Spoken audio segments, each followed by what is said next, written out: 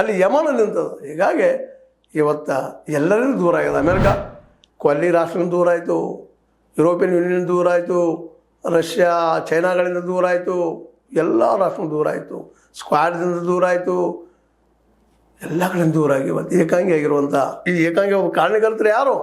ಇಡೀ ಅಮೇರಿಕೆಯ ಅರ್ಥವ್ಯವಸ್ಥೆಯನ್ನು ಇವತ್ತೇನಾದರೂ ದಿವಾಳಿ ಎಬ್ಸಿದ್ರೆ ಅದಕ್ಕೆ ಕಾರಣಕರ್ತರು ಟ್ರಂಪ್. ಅವ್ರು ಮುಂದಿನ ಎಲೆಕ್ಷನ್ ಆರಿಸಿ ಬರೋದು ಅಷ್ಟೇ ಕಷ್ಟದ, ಆಯ್ಕೆ ಆಗೋದಷ್ಟೇ ಕಷ್ಟದ ಅನ್ನೋದನ್ನು ನಾವು ಈ ಸಂದರ್ಭದಲ್ಲಿ ಮರಲಿಕ್ಕಾಗೋದಿಲ್ಲ.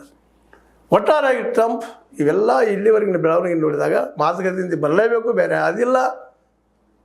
ಇರಾನ್ ಹಾಕುವ ಎಲ್ಲ ಷರತ್ತುಗಳನ್ನು ಒಪ್ಕೊಳ್ಳೇಬೇಕು, ಬೇರೆ ಮಾತಿಲ್ಲ. ಯಾಕಂದ್ರೆ ಇರಾನ್ ಷರತ್ತು ಇರಾನಿನೂ ಅಲ್ಲ, ಇರಾನ್ ಇದರಲ್ಲಿ ಬಚಾವಾಯಿತು ಚೈನಾ ಮತ್ತು ರಷ್ಯಾಗಳಿಂದ.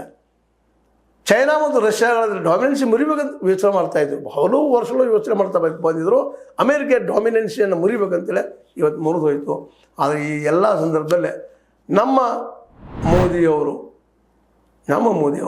ಎಲ್ಲಿ ಎಡವಿದ್ರು ಅನ್ನೋದನ್ನು ಮುಂದಿನ ಎಪಿಸೋಡಲ್ಲಿ ನೋಡೋಣ ಅಂತ ಹೇಳ್ತಾ, ಇದು ಇಲ್ಲಿಯವರೆಗಿನ ಇವತ್ತಿನ ಮಾತುಕತೆಗೆ ಮುಂದಾಗಿರುವ, ಅನಿವಾರ್ಯವಾಗಿ ಮಾತುಕತೆಗೆ ಬಂದಿರುವ ಇಸ್ರೇಲ್ ಅಮೇರಿಕಾ ಟ್ರಂಪ್ ನೇತನ್ಯಾಹು ಪಾತಾಳದತ್ತ ವ್ಯಕ್ತಿತ್ವ ಅಂತ ಹೇಳ್ತಾ, ಇದು ನಿಮ್ಮ ಲೈಕ್ ಮಾಡಿ, ಶೇರ್ ಮಾಡಿ, ಕಾಮೆಂಟ್ ಮಾಡಿ, ಜೊತೆ ಸಬ್ಸ್ಕ್ರೈಬ್ ಮಾಡಿ. ನ್ಯೂಸ್ ಅರ್ಥ ವಂದನೆಗಳು.